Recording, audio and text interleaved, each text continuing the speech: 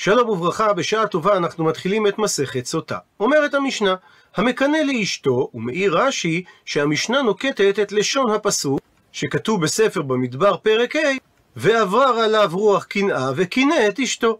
רבי אליעזר אומר שהוא מקנא לה על פי שניים. מסביר רש"י שאם הוא בא להשקותה את המים המרים המערערים בבית המקדש, הוא צריך להביא שני עדים שאמר לה בפניהם אל תסתרי עמו, ואם הוא לא קינא לה בפני שניים אז היא אינה נאסרת עליו בסתירתה והוא לא יכול להשקות אותה. הוא משקה על פי עד אחד או על פי עצמו, שאפילו אם אין עדים שנסתרה אלא עד אחד, או הוא עצמו אומר ראיתי שנסתרה אחר שקינאת לה, הדין שהיא נאסרת בסתירתה עד שתשתה את המים המרים המערערים. רבי יהושע חולק ואומר שהוא גם מקנא לה על פי שניים וגם הוא משקה על פי שניים. הוא מוסיף רש"י ומציין שלפי רבי יהושע צריך גם שני עדים לסתירתה, שראו אותה נסתרת עם אותו אדם שהבעל המקנא אמר לה לא להסתר עמו. זאת אומרת שרבי אליעזר ורבי יהושע לא נחלקו שצריך שני עדים על הכינוי עצמו. המחלוקת היא לגבי הסתירה. לפי רבי אליעזר מספיק עד אחד ואפילו הבעל עצמו, רבי יהושע מצריך שני עדים גם על הסתירה. הוא מבאר את המשנה כיצד בדיוק הבעל מקנא לה. אומר לה הבעל בפני שניים אל תדברי עם איש פלוני, ודיברה עמו, אז הדין שעדיין היא מותרת לביתה, הכוונה שעדיין מותר לה לשמש עם בעלה ולא נאסרה עליו, ואם היא אשת כהן הוא מותרת לאכול בתרומה. אבל אם היא נכנסה עמו לבית הסתר ושהתה עמו שם כדי טומאה, שזה פרק הזמן המינימלי למעשה זנות, אז הדין שהיא אסורה לביתה, דהיינו אסור לה לשמש עם בעלה, ואם היא אשת כהן ואסורה לאכול בתרומה. הוא מביא רש"י את המקור לכך מהגמרא בדף כ"ח, שבפרשיית סוטה 3 פעמים מוזכרת המילה ונטמעה. בפסוק י"ד כתוב ועבר עליו רוח קנאה וקינא את אשתו והיא נטמעה, בפסוק כ"ז כתוב והשקה את המים והייתה אם נטמעה, ובפסוק כ"ט כתוב זאת תורת הקנאות אשר תסטה אישה תחת אישה ונטמעה. אחד מלמד שאסורה לבעל, ואחד מלמד שאסורה לבועל אם ימות בעלה או יגרשנה, והשלישי מלמד שהיא אסורה לאכול בתרומה במידה והיא נשואה לכהן. הוא מסיים את המשנה ואם מת הבעל קודם שהוא ישקע אותה בבית המקדש ואין לו בנים כך שהיא זקוקה ליבם, הדין שהיא חולצת ולא מתייבמת. וראשית שואלת הגמרא, מדוע רבי יהודה הנשיא מיקם את מסכת סוטה במיקום הנוכחי שלה? מי גדי תנא מנזיר סלי? הרי התנא הגיע למסכת סוטה אחרי שהוא סיים את מסכת נזיר. מהי תנא דקתנא סוטה? מה שנה התנא במסכת נזיר שדומה לעניין מסכת סוטה, שלכן הוא סידר את מסכת סוטה לאחר מסכת נזיר? עונה הגמרא כדרבי דתניא, שכך שנינו בברייתא. רבי אומר למה נסמכה בתורה פרשת הנזיר לפרשת סוטה? לומר לך שכל הרואה סוטה בקלקולה, דהיינו בניבולה ובבושתה, יזיר עצמו מן היין. שלאדם בדרך כלל יש בלמים ואיזונים, אבל אם הוא הגזים ביין הוא יכול להביא את עצמו לידי קלות ראש, וזה מה שגרם לאותה אישה להגיע לאותו מעמד מבייש. מקשה הגמרא, אז אם כך וליתני סוטה והדר ליתני נזיר. מדוע רבי יהודה הנשיא לא סידר קודם את מסכת סוטה ואחר כך את מסכת נזיר, כשם שסדר פרשיותיהם בתורה? עונה הגמרא, היידה דתנא כתובות. אגב ששנה רבי יהודה הנשיא את מסכת כתובות ותנא, והוא שנה בתוך מסכת כתובות את פרק המדיר שהוא עוסק בנדרים, לכן תנא הוא סידר את מסכת נדרים לאחר מסכת כתובות. והיידה דתנא נדרים, ואגב כך תנא נזיר. הוא סידר את מסכת נזיר לאחר מסכת נדרים, מפני שמסכת נזיר דדמי לנדרים, שהרי אף הנזירות באה על ידי נדר, וקטני סוטה כדרבי. ואת מסכת סוטה הוא הסמיך למסכת נדרים, כפי שדרש רבי, את הטעם לסמיכות פרשיותיהם בתורה. עד לכאן הסיבה מדוע רבי יהודה הנשיא סידר את מסכת סוטה בצמוד למסכת נדרים, כך שהיא המסכת החמישית בסדר נשים. ועכשיו עוברת הגמרא לנתח את המשנה, שנקטה המשנה לשון המקנא לאשתו, ומדייק את הגמרא דיעבד אין לכתחילה לא, שהמשנה דנה על מקרה שאדם כבר קינא לאשתו, משמע שלכתחילה לא ראוי שאדם יקנא לאשתו. וזה מפני שכסבר תנא דידן, התנא של המשנה שלנו סובר שלכתחילה אסור לאדם לקנות לאשתו. ובאותו עניין אמר רבי שמואל בר רבי יצחק שכיהה ופתח ריש לקיש בסוטה. כאשר ריש לקיש פתח את הלימוד במסכת סוטה, אמר אחי, כך הוא הקדים ואמר, אין מזווגין לו לאדם אישה אלא לפי מעשיו, והמקור לכך שנאמר פסוק בתהילים נקרא בפנים, כי לא ינוח שבט הרשע על גורל הצדיקים, למען לא ישלחו הצדיקים בעוולת ידיהם. מסביר רש"י שלא יזדווג ממשלת רשע בגורל צדיק, ולכן השם משדך את הצנועה לצדיק ואת הפרוצה לרשע.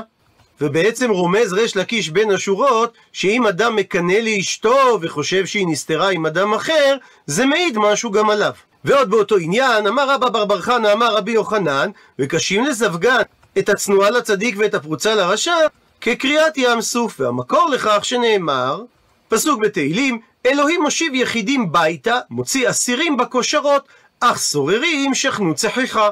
הוא מסביר רש"י, מושיב יחידים ביתה, האדם הוא יחיד והאישה היא יחידה, והקדוש ברוך הוא מזווגם יחד ומיישב מהם בית. והדבר הזה קשה אפילו לפני המקום כקריאת ים סוף, שאז נשתנו סדרי בראשית, שזה רמוז בהמשך הפסוק, מוציא אסירים בכושרות, שהשם מוציא את ישראל ממצרים בחודש שהוא כשר. זאת אומרת שהוא לא חם מדי ולא קר מדי, אז יש פה היקש בין זיווג היחידים לבין יציאת מצרים. מקשה על כך הגמרא, איני? האומנם זיווג מתבצע לפי מעשיו של האדם אם הוא רשע או צדיק?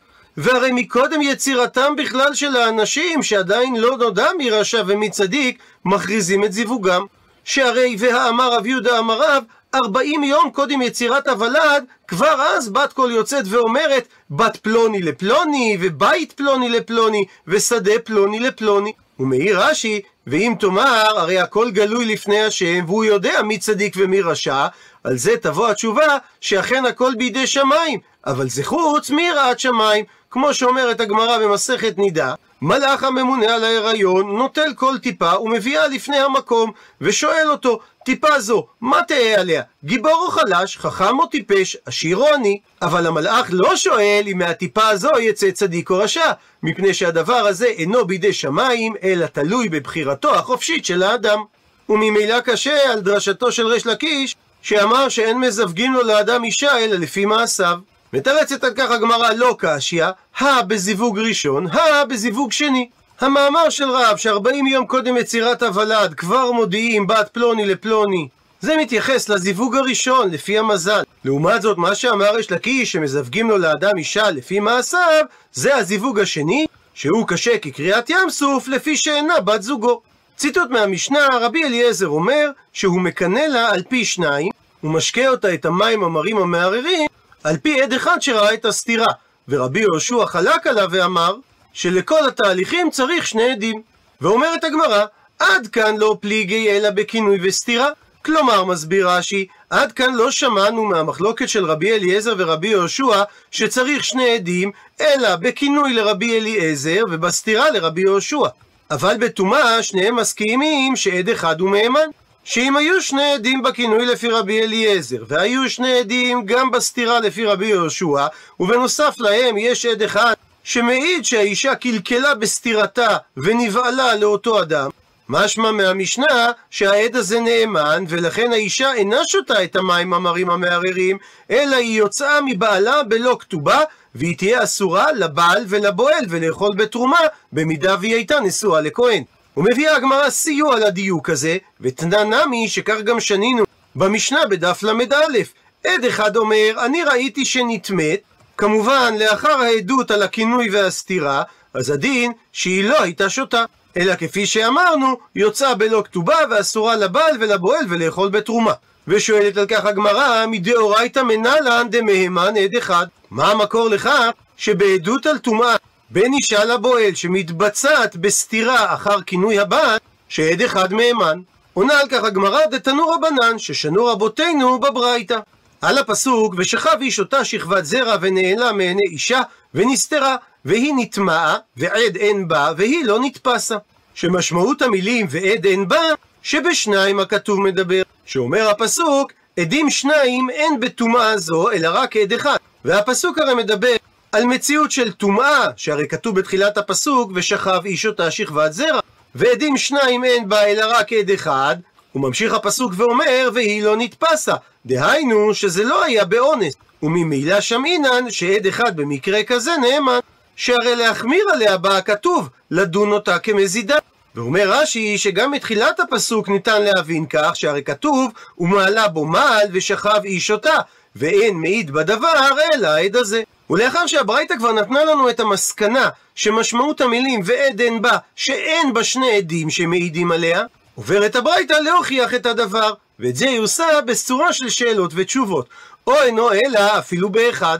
אולי תפרש שמשמעות הלשון ועד אין בה שאפילו עד אחד לא מעיד עליה, לכן תלמוד לומר תלמד את זה מפסוק אחר ששם נאמר, נקרא בפנים, לא יקום עד אחד באיש לכל עוון ולכל חטאת בכל חטא אשר יחטא, אלא על פי שני עדים או על פי 3 עדים יקום דבר. הפכנו דף ומדייק את הברייתא, ממשמע שנאמר לא יקום עד באיש, אז איני יודע שהוא אחד? מה תלמוד לומר? מדוע התורה הייתה צריכה לציין בצורה מפורשת שמדובר על עד אחד, אלא זה בנעב? מכאן נלמד עיקרון לכל שאר המקומות, שכל מקום שנאמר את המילה עד, הרי כאן 2. אלא אם כן, עד שיפרוט לך הכתוב בצורה מפורשת, כמו בפסוק הזה, שמדובר על עד אחד. עד לכאן לשון הברייתא, ומבהירה הגמרא כיצד דרשה הברייתא את הפסוק ועד אין בה, שהוכיחה הברייתא שהמילה עד בלי המילה אחד הכוונה לשני עדים, ממילא ואמר רחמנה תרי לית בה, אין שני עדים שהעידו באותה אישה, אלא רק עד אחד העיד בה. ומסיים הפסוק ואומר, והיא לא נתפסה, שלא מדובר על מעשה אונס אלא על זנות ברצון, ולכן הדין שהיא אסורה. וזה המקור לכך שעד אחד שמעיד שאישה זינתה אחרי כינוי וסתירה, עדותו מתקבלת. מקשה על כך הגמרא, אלא לפי מה שאמרה הברייתא, שטעמה שאנחנו מפרשים את הפסוק בסוטה ועד אין בה, שאין עליה עדות של שני עדים, מפני דכתיב בפסוק לענייני ממונות לא יקום עד אחד באיש, הלאה אחי. זאת אומרת שלולא הפסוק הזה, הווה אמינא הייתי חושב שמשמעות המילה עד שנאמר דסוטה, הכוונה לעד חד הוא, אבל הרי הפסוק אומר ועד אין בה, ואם משמעות הפסוק שאפילו עד חד לקה, אז אם כך אלא במאי מתאסרה, הרי אם אין מי שיעיד על מעשה אסור, אז מדוע שהיא תאסר? ואם כך קשה על הברייתא, מדוע היא הייתה צריכה להשתמש בפסוק מענייני ממונות כדי להוכיח שמשמעות המילים ועד אין בה שאין בה עדות של שני עדים? הרי זה פשט הפסוק. מתרצת הגמרא, איצטריך, צריכה הברייתא הייתה ללמוד מהפסוק לא יקום עד אחד, שכל מקום שנאמר עד הכוונה לשני עדים, מפני שבלי הלימוד הזה סלקא דעתך אמינא, היה עולה על דעתך לומר שכל מקום שכתוב סתם עד הכוונה לעד אחד. היינו חושבים שבסוטה היא אינה נאסרת אפילו כאשר עד אחד מעיד עליה, וכל שכן אם אין עדים בכלל שמעידים עליה. והיינו דורשים באופן כללי שעד אחד אין נאמן בה להעיד שהיא נטמעה, אלא רק אם 2 מעידים על כך. מקשה הגמרא, כיצד היה עולה על דעתך לומר שעד אחד אין נאמן בה, ואלא מאי באי? מה נדרש כדי לברר שהאישה הזו זינתה? האם זה רק עד דאי קטרי, שהבירור על כך שהיא זינתה מצריך 2 עדים? אבל אם כך, לישתוקרא מיני, שישתוק הפסוק מהעניין ובכלל לא יזכיר את עניין העד. דעתיה שהרי הדבר בא ונלמד בגזרה שווה מהמילה דבר שמופיעה בעדות ומהמילה דבר שמופיעה מממון. הוא מפרט רש"י שהרי כתוב לגבי נואפת כי מצא בה ערוות דבר, וכתוב גם בדיני ממונות על פי 2 עדים יקום דבר. והנה ידענה, ועל פי זה נסיק שצריך 2 עדים כדי להעיד שהאישה זינתה, מידי דהווה, בדיוק כמו הכל עדויות שבתורה שגם שם צריך 2 עדים. מתרצת הגמרא, איצטריך, צריך היה את הפסוק לא יקום עד אחד באיש, וממנו ללמוד שכל מקום שנאמר עד בלי פירוט של אחד, שמדובר ב2 עדים, ובהתאם לכך להבין שמה שכתוב בפרשת סוטה ועד אין בה, הכוונה שאין בדבר עדות של 2 עדים אלא עד אחד בלבד.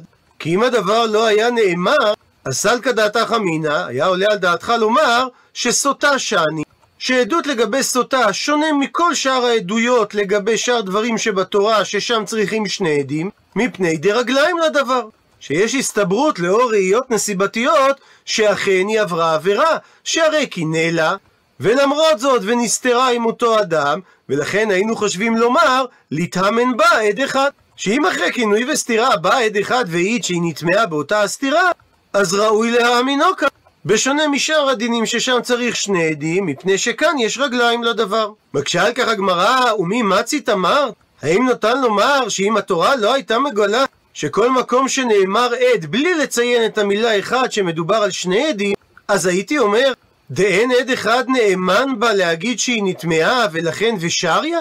והיא תהיה מותרת לבעלה למרות העדות של העד הזה? והמי דכתיב, והרי בהמשך הפסוק כתוב והיא לא נתפסה. זאת אומרת שלא מדובר על בעילה באונס, אז בהכרח מכלל דאסורה אישה לבעלה. כך שוודאי לא ניתן לפרש בפסוק שעד אחד לא אוסר אותה. מתרצת הגמרא שבדיוק מפני כך איצטריך, צריכה הייתה הברייתא לצרף ללימוד את הפסוק לא יקום עד אחד באיש, מפני שללא הפסוק הזה סלקא דעתך אמינא, היה עולה על דעתך לומר שמשמעות הפסוקים בסוטה שעד אחד אין נאמן בה להעיד שהיא נטמעה, אלא עד דאי קטרי, עד שיהיו שני עדים שמעידים שהיא נטמעה. ועל פי זה היינו מפרשים את הפסוק בטעות, ובתרי נמי דלא נתפסה, שגם כאשר יש עדות של שניים שהיא נטמעה, היא לא תהיה אסורה על בעלה, אלא אם כן זה לא היה באונס אלא ברצון. לכן כמה השמלן בא התנא של הברייתא להשמיע לנו שהמילה עד היא במשמעות של שני עדים, וממילא הפירוש הנכון בפסוקים של סוטה, עד אין בה, שאין שני עדים שמעידים על כך, אלא יש עד אחד, והעדות שלו מספיקה לאסור אותה על בעלה כאשר מדובר על עדות אחרי כינוי וסתירה, שהרי ציין הפסוק והיא לא נתפסה, שלא מדובר על ביאה באונס אלא על ביאה ברצון, וממילא הדין שעד אחד אחרי כינוי וסתירה אוסר את האישה על בעלה. ציטוט מהמשנה, רבי יהושע אומר מקנא לה על פי שניים וכו', ושואלת הגמרא מה הייתה מה דרבי יהושע? מהיכן למד רבי יהושע שצריך שני עדים להעיד על כך שהאישה נסתרה? עונה הגמרא, אמר קרא שהמקור לדבריו נלמד מהפסוק נקרא בפנים ושכב איש אותה שכבת זרע ונעלם מעיני אישה ונסתרה והיא נטמעה ועד אין בה והיא לא נתפסה. והמילה בה מתייחסת לטומאה, שזה מה שכתוב בפסוק לפני כן, והיא נטמעה ואז כתוב ועד אין בה, כך שהמילה באה למעט שבה בעדות של הטומאה יש עד אחד ולא בכינוי ששם צריך שניים, בעדות של הטומאה יש עד אחד ולא בסתירה שבעדות הסתירה צריך שניים. ורבי אליעזר לעומת זאת אומר שהמילה באה למעט שבעדות על הטומאה מספיק עד אחד ולא בכינוי שבעדות של הכינוי צריך שניים, אבל בעדות על הסתירה לפי רבי אליעזר מספיק עד אחד. ומקשה הגמרא על רבי אליעזר ואימה באה ולא בסתירה. הרי המיעוט של המילה בא אינו מוגבל דווקא לכינוי ולא לסתירה, אז מדוע אתה לא לומד כרבי יהושע שהמילה באה למעט שעד אחד נאמן בעדות הטומאה ולא נאמן בעדות הסתירה? מתרצת הגמרא שהסיבה לדבר מפני שסתירה יתקש לטומאה. יש הקש בפסוק בין הסתירה לבין הטומאה, דכתיב בפסוק בצורה של סמיכות ונסתרה והיא נטמעה, וכשם שעד אחד נאמן לעניין הטומאה כך הוא גם נאמן לעניין הסתירה. מקשה על כך הגמרא, אבל כינוי נמי יתקש לטומאה, הרי יש הקש בפסוק גם בין הכינוי לטומאה, דכתיב נקרא את הפסוק בפנים ועבר עליו רוח קנאה וקינא את אשתו והיא נטמעה, או עבר עליו רוח קנאה וקינא את אשתו והיא לא נטמעה. הרי שיש הקש בין טומאה לבין כינוי כשם שיש הקש בין טומאה לבין סתירה. מתרצת הגמרא, המי את רחמנה, התורה מיעטה שעד אחד נאמן בטומאה ולא בכינוי, על ידי כך שהיא ציינה את מילת המיעוט בה. מקשה על כך הגמרא, ומה ראית? היות וקיים הקש גם בין טומאה לבין סתירה וגם בין טומאה לבין כינוי, אז מה ראית? זאת אומרת, מה גרם לך להעדיף ללמוד את המיעוט באופן הזה שהוא ממעט את הסתירה ולא ממעט את הכינוי? עונה על כך הגמרא, מסתברא לומר שסתירה עדיפה, שאותה באה המילה למעט כך שנחמיר בסתירה, והסיבה לדבר שכן אוסרת כטומאה, שהרי הסתירה היא הפעולה שגורמת לאסור את האישה על הבעל ועל הבועל מספק, בדיוק כשם שטומאה ודאית אוסרת את האישה על הבעל ועל הבועל. מקשה הגמרא, אדרבה, בדיוק להפך, תאמר שכינוי עדיף למעט, מפני שכן הכינוי הוא העיקר שגרם לה לאסור אותה על בעלה, שהרי רק על ידי כך שהכינוי קדם לסתירה יכולה הסתירה לאסור אותה על בעלה, שהרי אם היא תסתתר עם מישהו בלי שבעלה קינא לה, היא לא נאסרת על בעלה.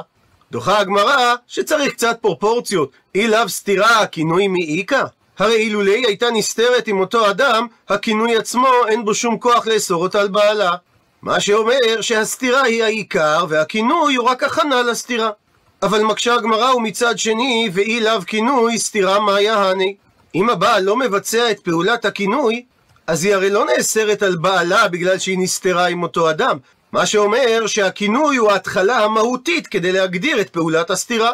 ומגיעה הגמרא למסקנה, אפילו אחי, למרות שניתן לומר שהסתירה היא הפעולה העיקרית, למרות שניתן לומר שהכינוי הוא הפעולה העיקרית, בכל זאת ודאי שסתירה עדיפה, שהיא חמורה יותר מהכינוי, משום דאתחלתא דטומאי, שהיא הגורמת לביצוע הפעולה האסורה.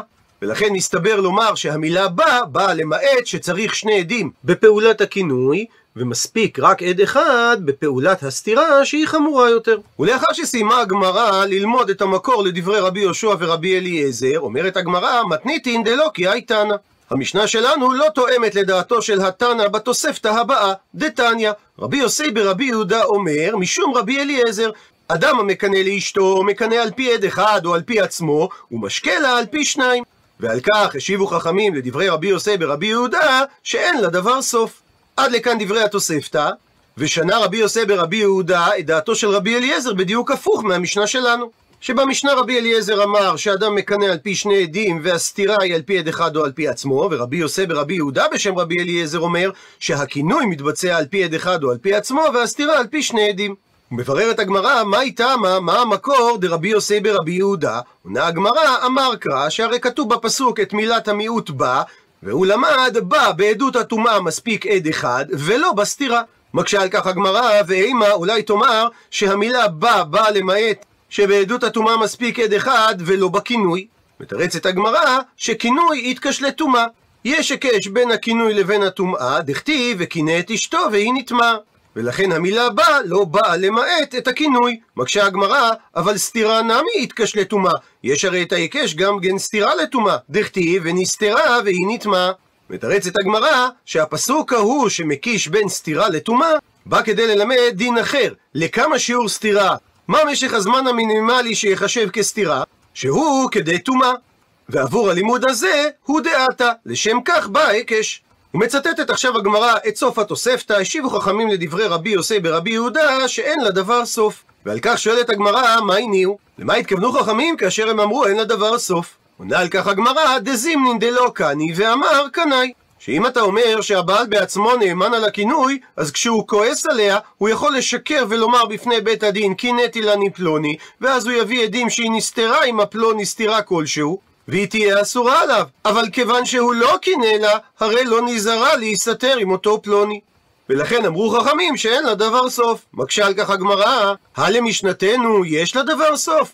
מדוע במשנה שלנו חכמים לא שאלו על דברי רבי אליעזר שאין לדבר סוף? שהרי לפי המשנה שלנו רבי אליעזר אומר שהבעל נאמן בעצמו על הסתירה, ואם כך זימנין דלא הסתתר ואמר הסתתר, שיכול להיות שהבעל כועס עליה, ולמרות שהיא לא הסתתרה עם אותו פלוני, משקר הבעל בפני הבית דין ואומר היא תהיה שנסתרה. עונה על כך, אמר רבי יצחק בר יוסף, אמר רבי יוחנן, שצריך לגרוס בדברי חכמים שאף לדברי רבי יוסי ברבי יהודה אין לדבר סוף. ולפי זה הם ענו את התשובה הזו גם לגרסת דברי רבי יוסי ברבי יהודה בשם רבי אליעזר, וגם לגרסת רבי אליעזר במשנה שלנו. מקשה הגמרא על תירוצו של רבי יוחנן, אתה רוצה לגרוס בדברי חכמים אף לדברי רבי יוסי ברבי יהודה ולא מבעיה למשנתנו? שזו תשובה שחכמים אמרו בצורה מפורשת על דברי רבי יוסי ברבי יהודה בברייתא, ולא מבעיה למשנתנו. והם לא היו צריכים לומר את התגובה הזאת בצורה מפורשת למשנה שלנו, כי ברור שזו התגובה שלהם. אבל אדרבה, בדיוק להפך, למשנתנו אי כעיקר, לעומת זאת התם בברייתא לכעיקר. הוא מסביר רש"י, בגרסת דברי רבי אליעזר במשנה, הסיבה שהבעל נאמן לומר על פי עצמו שהיא נסתרה, מפני שכבר התחיל התהליך בעדים, בצורה אובייקטיבית שלא על ידי כעס. מה שאין כן בברייתא, שאמר רבי יוסי ברבי יהודה שרבי אליעזר סובר, שהבעל נאמן על פי עצמו להעיד על הכינוי, ושם דווקא קיים החשש שכאשר יכעס הבעל, הוא ישקר שהוא קינא לה, ובקלות הוא יוכל למצוא שהיא נסתרה עם אותו אדם. אלא מכוח הקושייה הזאת מתרצת הגמרא, אי איתמר, הכי איתמר. אם נאמרו דברי רבי יוחנן, כנראה שכך הם נאמרו. אמר רבי יצחק בר יוסף, אמר רבי יוחנן, שכך השיבו חכמים לדברי רבי יוסי ברבי יהודה, שאם אתה גורס בדעת רבי אליעזר שעד נאמן על פי עצמו לגבי הכינוי אין לדבר סוף, ואף למשנתנו אין לדבר סוף. ואומרת הגמרא, אמר רבי חנינא מסורא, לא לימה איניש לאיתתי, שלא יאמר אדם לאשתו בזמן הזה את המילים לא תסתרי בהדי פלוני, אל תסתרי מאיש פלוני, והסיבה לדבר דילמה כי אולי קיימה לן, שם ההלכה כרבי יוסי ברבי יהודה דאמר שכינוי זה גם על פי עצמו, ומסתתרא, ואם אחר כך האישה תסתתר עם אותו פלוני, הרי נאסרת על בעלה. ולקה העידנא מי סוטה למבדקה. ועדיין אין לנו בזמן הזה את בית המקדש, שנוכל להתיר אותה לבעלה על ידי שהיא תיבדק במי הסוטה. ואז התוצאה תהיה, וכאסר לה ילווה איסורא דלעולם. היא תאסר על בעלה לעולם. וממשיכה הגמרא, אמר ריש לקיש, מה לשון כינוי? מה המשמעות של לשון הכינוי שנאמרה בתורה לגבי סוטה? דבר המטיל קנאה בינה לבין אחרים. הוא מסביר רש"י שמשמעות המילה קנאה זה כעס, כמו שנאמר בפסוק, הם קנאוני בלא אל. או פסוק נוסף, כי קנאה חמת גבר. ומסיקה הגמרא מדברי ריש לקיש, עלמא כסבר, זאת אומרת שריש לקיש סובר, שכינוי על פי עצמו. כפי שיטת רבי יוסף ברבי יהודה בברייתא בשם רבי אליעזר, מפני וכולי עלמא לא יעדי דקני לה, שהוא קינא לה בפני עצמו, ולכן אין הדבר מפורסם לעולם שהוא קינא לה, ואמרי, ואומרים האנשים, מאי דקמא דקה בדלה. מה יש לפנינו? מה יראה עכשיו שזו בודלת מן האנשים ומרימה את האף ולא מתייחסת אלינו? וזה גורם, ועתו למיבד קנאה בהדה, שהם יבואו לידי כעס עם אותה אישה. ורב ימר ברבי שלמיה משמי דאביי לעומת זאת אמר, שמשמעות לשון כינוי זה דבר המטיל קנאה בינו לבינה. ומסיקה על פי זה הגמרא, עלמא כסבר, זאת אומרת שאביי סובר שכינוי זה על פי שניים עדים, כדעת רבי אליעזר ורבי יהושע במשנה שלנו, וכולי עלמא ידי דקנא לה, ועל ידי שהעדים מגלים את הדבר, אז כולם יודעים שבגלל קנאת הבעל היא לא מדברת עם אנשים, וממילא אין האנשים שונאים אותה. והוא והבעל בלבד הוא דעתי למיבד קנאה בהדה. רק הבעל עשוי לכעוס עליה בעקבות הדבר, שהרי האישה מקניתה אותו שהוא חשד בסתם. הפכנו דף, מסיקה הגמרא, עלמא כסברי, זאת אומרת שגם ריש לקיש וגם אביי מסכימים ביניהם דאסור לקנות, שהרי נקטה התורה לשון של הטלת קנאה, וזה דבר אסור, שהרי כתוב בתורה לא תשנא את אחיך בלבביך, ובהמשך ואהבת לרעך כמוך. שואלת הגמרא, ומאן דאמר שמותר לקנות, איך הוא יסביר מהו לשון כינוי? עונה על כך, אמר רב נחמן בר יצחק, שהדעה הזאת תסביר שאין כינוי אלא לשון של התראה, והמקור לכך, וכן הוא אומר, פסוק בספר יואל, ויקנא אדוני לארצו ויחמול על עמו, שהקדוש ברוך הוא יתרא בילק והחסיל והגזם, שהם מיני הרבה שבהם מדברת שם הפרשה, שלא ישחיתו עוד את ארצו. עד לכאן דף ב'. למעוניינים בהרחבה נקרא מאמר של הרב דוב ברקוביץ' לפתיחת מסכת סוטה. תחילת מסכת סוטה מעוררת מספר תהיות, חלקן נוסחו בהקדמה של הרב שטיינזלץ למסכת בזו הלשון. בדיני סוטה יש צד מיוחד שאינו מצוי בשאר מצוות התורה, משום שזוהי המצווה היחידה בתורה שעצם מהותה קשור בנס. בדיקת האישה על ידי שתיית המים המרים הם הדבר שבטבע, אלא היא מאורע ניסי, שאם חטאה האישה המים הללו גורמים למיתה, ואם לא חטאה הם מביאים לברכה. המציאות המיוחדת המתוארת בפרשת סוטה שוברת מוסכמה תורנית עקרונית ביותר. הרי המצוות ניתנו לאדם לצרפו ולתקנו, להעשירו, לקרבו לאלוהיו ולממש את רצון הבורא לחיים. מהות המצווה תלויה בבחירת האדם, בחירותו ובאחריותו, בכובד הקיום של רצונו ומעשיו. והנה, המעורבות הניסית הישירה בהשקיית סוטה מנפצת את מהות המצוות ומשמעותן דווקא באחד המקומות הרגישים בחיי האדם ובמבחן עמידתו לפני אלוהיו. חריגה זו בזיקת שמיים לארץ נובעת ככל הנראה מהערך המיוחד המיוחס להבאת שלום בין איש לאשתו. השקיית האישה מתרחשת במציאות הרת גורל לקיום המשפחה. הרי באופן עקרוני מותר לאיש לגרש את אשתו ללא כתובה, אף לשיטות המחמירות ביותר, כאשר היא נראתה מתייחדת עם גבר שכבר נחשדה איתו בנאוף. אבל במקרה של השקיית סוטה מדובר באיש שאינו רוצה לגרש את אשתו, אבל הוא סובל מקנאה בגין החשד האמיתי מבחינתו לנאוף. ההתערבות האלוהית נחוצה לשם הסרת ספק זה במצב שאין דרך אנושית להגיע לבירור האמת. האם אכן מעלה האישה בבעלה או לא? בירור העובדות באופן ודאי הכרחי להמשך קיום הזוגיות. בניגוד למגמת הסוגיה במסכת יבמות, הפתיחה למסכת שלנו מבליטה את זכות הבעל ליזום בירור במצב של ספק ניאוף. המילים הראשונות של המשנה במסכת סוטה, המקנא לאשתו, מרמזות שקנאת הבעל תלויה אך ורק בנפשו וברגשותיו, והיא המעוררת לחיים את תהליך הבירור. אלא שהלומדת הגמרא על משנה זו חש באי הנוחות הרבה של האמוראים ביחס למילות פתיחה אלו, ומכאן שמתחת לפני השטח גם במסכתנו מנשבת הרוח של מגמת הסוגיה ממסכת יבמות. לפני שהגמרא מבררת את היסודות ההלכתיים של המשנה, היא קובעת נחרצות שלשון המקנא במשנה מתארת מצב של בדיעבד. הקנאה אינה מצווה ולא חובה. המשנה מסרטטת דרך התייחסות למצב שבו התעוררה קנאת הבעל, אבל היא איננה קובעת נורמה. על פי הגמרא, היעדר לשון חובה במשנה מלמדת שישנה התאמה בין עמדת המשנה לבין ברייתא שקובעת שלכתחילה אסור לקנא.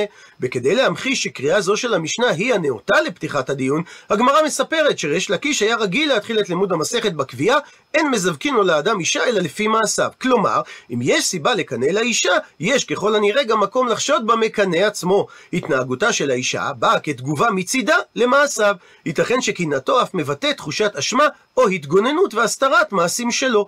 בסוגיה ישנם ביטויים נוספים למסורת תנאים ואמוראים שלא ראו באופן חיובי את הקנאה.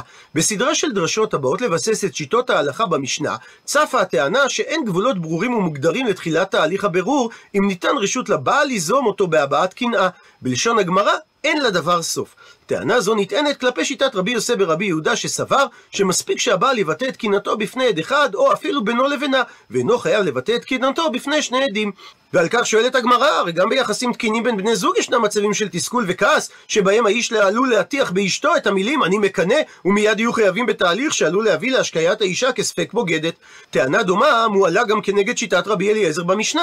הוא סבר שבמקרה שקוימה קנאתו של הבעל בבית הדין בשני עדים, אז מספיק עד אחד ואף דבר הבעל בצינה בינו לבינה, שהאישה התייחדה עם אותו גבר שהייתה חשודה ביחסים איתו. ושוב שואלת הגמרא, גם אם האישה לא התייחדה עם אותו גבר, הרי אם במצב של עצבנות פולט הבעל מילים כמו אני מכיר אותך, את מהמסתתרות, האישה תחויב בהשקעת מי סוטה ואין לה דבר סוף. בטענות אלו מעמידה הגמרא בפנינו את האבסורד שבמצב הדינמי והמטלטל שיחסי בני זוג תינתן ביד צד אחד זכות הקנאה כבסיס להתחלת תהליך הבירור אודות טענת בגידה. מהו שורש רוח הקנאה? מאיפה בנפש נושבת הרוח שלעיתים מטלטלת את הגבר מול אשתו? נדמה שהגילוי הראשון של הקנאה במקרא חושף את מהותה. פניית קין המקנא כלפי אחיו היא מתוך עומק התחושה הטמאה שמימוש הרצון לקניין ולשליטה הוא בבלעדיות, תוך דחיקת הזולת ממקומו ומקיומו.